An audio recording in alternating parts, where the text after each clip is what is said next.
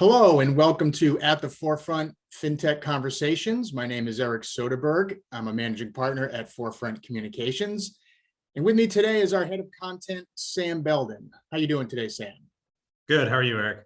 I'm very good, thanks. So we're here today to talk about our 2022 CMO Fintech Survey. We conducted this survey at the end of last year.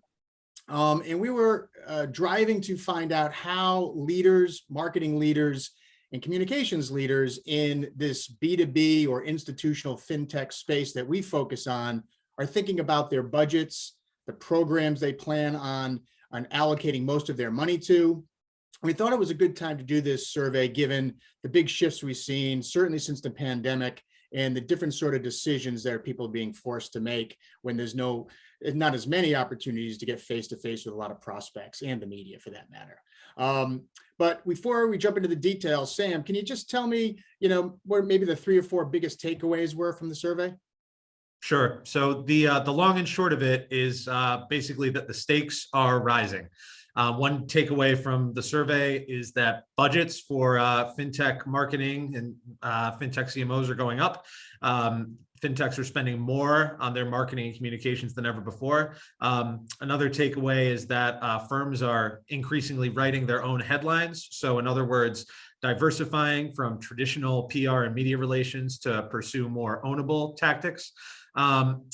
Another thing we asked about was ongoing adaptations for the pandemic. And we learned that while remote and hybrid work setups might be here to stay, virtual events might not be. And finally, one last takeaway is that our respondents indicated that between the need to pursue a greater number of marketing and communications activities and between some of the hiring difficulties brought about by the pandemic, outsourcing certain elements of a marketing and communications program is a model that increasingly makes sense for this space. So let's dig into some of those things a little bit further, Sam. You said that budgets were going up. What additional detail can you tell me about that? So our survey indicated that 70% of fintech CMOs plan to increase their marketing and communication spend in 2022. And the areas that they plan to increase that spend in kind of run the gamut. They realize that there's no silver bullet, so to speak, and they're pouring resources into all different areas of marketing and communications.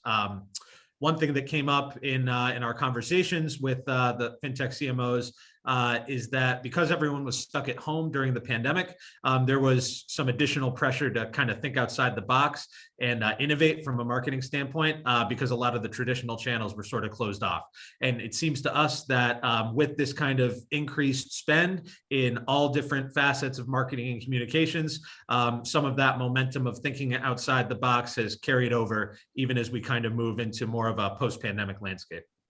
I think just to add to that, I think one of the things we heard from some of the CMOs that we interviewed outside of just the survey part was the importance of brand.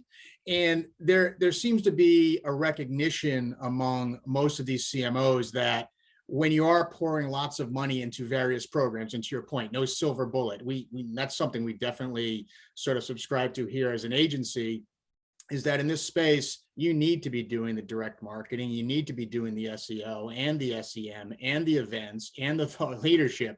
And not one thing is going to do it all, but most of these programs, their purpose is to drive people to your website.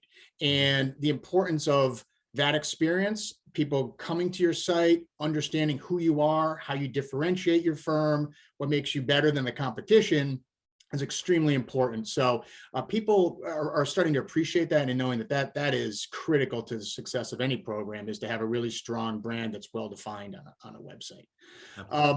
Also, Sam, you mentioned people are writing their own headlines. Can you dive into that a little bit and provide us some additional detail on that? Sure.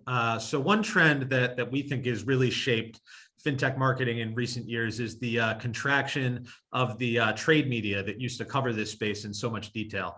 So when we say that phrase, writing their own headlines, it's a play on sort of the need for firms to diversify their marketing and communications beyond just traditional media relations. So that need is reflected in the results of our survey. 50% of our respondents plan to increase their investment in search engine optimization optimization and search engine marketing. 47% are increasing their investment in social media, and 43% increasing in brand, website, and sales materials. All of those areas are sort of designed to bring target audiences into direct contact with the fintech. And compare that to just 23% of respondents who plan to increase investment in PR and media relations. You can kind of see the difference there. Our respondents in speaking with them, they pretty much universally acknowledge that media relations is still valuable, and most of them are pursuing it. But there's also at the same time a growing recognition that more commercially oriented content, oftentimes released by the fintech under its own name, can be just as valuable. Just the state of the media landscape means that sometimes that is going to be the only viable way to get your message out there, and there seems to be increasing recognition of that. I think some of the color around that as well from our conversations is the need to, if you are choosing to write a lot of your own content, is that quality over quantity matters. We, again, as an agency, that's something that we subscribe to. We think one very well thought leadership piece every couple of weeks is probably a lot stronger than 4 or 5 pieces in that same period of time that don't have that much to say. So, and that was sort of echoed back in some of our conversations as well, which was good to hear. There were a couple other topics, Sam. You talked about work from home as well as outsourcing, which I think are sort of related. Can you just give us a little color on that too? Sure. So on the work from home piece of it, it's probably not a surprise that our survey indicated that people enjoy working from home, and that fintech marketers have handled the transition very well. 70% of our respondents believe that their team works just as well with their current work configuration as it did before the pandemic. And just over 40% of our respondents said that their teams are fully virtual, and the rest are going into the office between 1 and 3 days a week. So no one going in 4 days a week, let alone 5 that we spoke with. And there seems to be a high level of satisfaction with the how the work model has evolved. Probably the biggest surprise on that point is that this embrace of remote work environments has not really translated into sustained interest in virtual conferences, webinars, and things of that nature. Those virtual events sort of spent some time in the spotlight earlier in the pandemic, where there was really an inability to see people at all. And it seemed like that could be something that stayed with us. But from our survey, 60% of respondents said that fatigue with remote events is starting to set in. An additional 30% to that said that remote events were never effective. So that's something that we saw in our survey that sort of reflects how things may be changing as we move through this sort of later phase of the pandemic. As far as outsourcing to consultants and agencies, one of the really main causes of that has been some of the hiring difficulties brought around by the pandemic. 56% of Fintech CMOs who responded to our survey who were looking to hire said that they found it more difficult to find talent than in years past. The Great Resignation has probably been a key driving factor in that.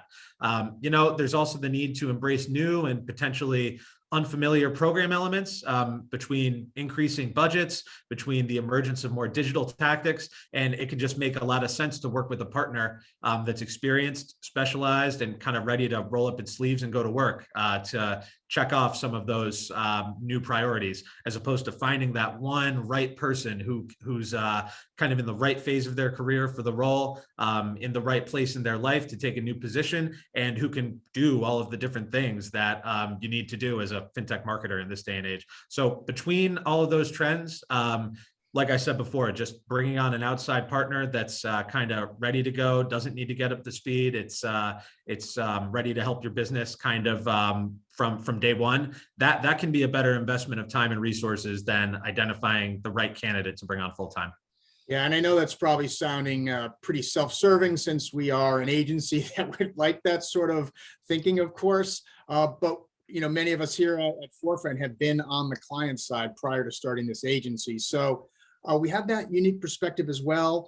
We do not subscribe to the belief that you should outsource every single part of your marketing and communications program. We think having people internal that can be on a marketing team is a great approach.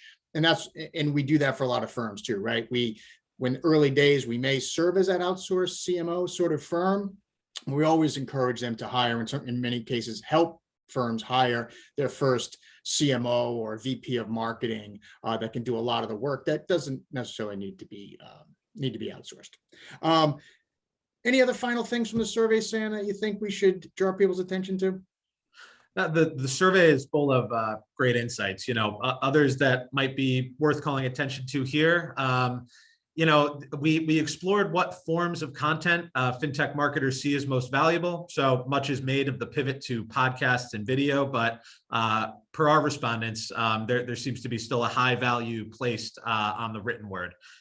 We also explored how to get full value out of tactics like SEO and SEM, as well as marketing automation tools like HubSpot and Pardot, and how Fintech CMOs sort of see those program elements and how to put the right resources in those areas. And then finally, we explored some of the reasons why CMOs are enthusiastically returning to in-person events this year, which was another key area of increased investment for 2022 budgets. So those are just a few of the additional areas and lots more insights beyond those in the report as well. That's excellent. Thank you very much, Sam, for that. If anybody wants to get a copy of the 2022 Fintech CMO Survey Report, just visit Forefront Communications, forefrontcoms.com, and go into the news and views section, and you'll find it right there. Thank you very much for your time today, and have a good one.